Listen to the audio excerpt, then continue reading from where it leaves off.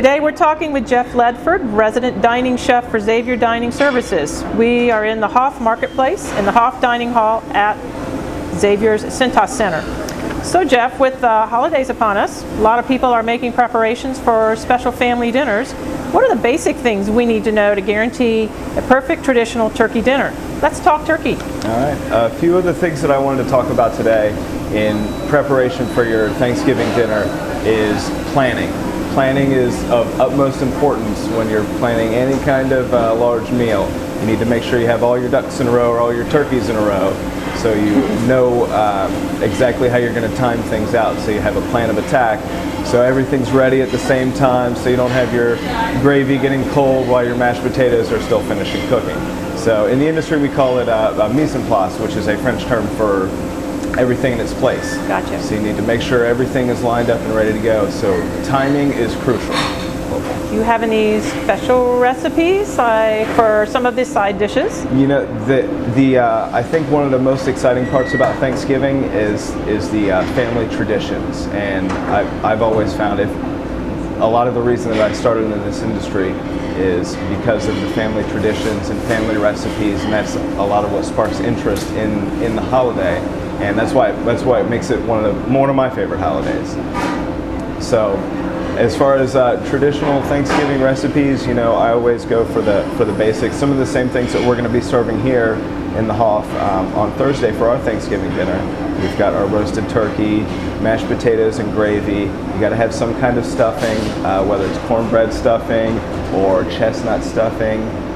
We always do some kind of buttered corn dish or creamed corn. You want to do some slow cooked greens or spinach or something along those lines. Those are all your basics that you want to cover.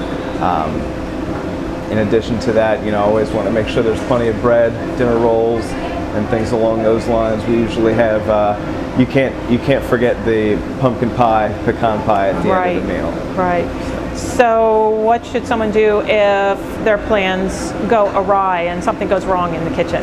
Well, there's always, you have to be ready to make adjustments and ready to make changes anytime you're cooking any kind of meal for a large amount of people.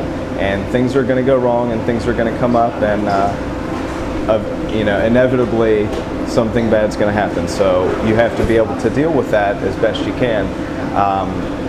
But all of that goes back to the foremost is planning and prepping ahead and planning ahead. So if you're trying to do everything in one day, if you have the fortune of cooking the entire meal by yourself, you want to make sure you're planning at least a few days out.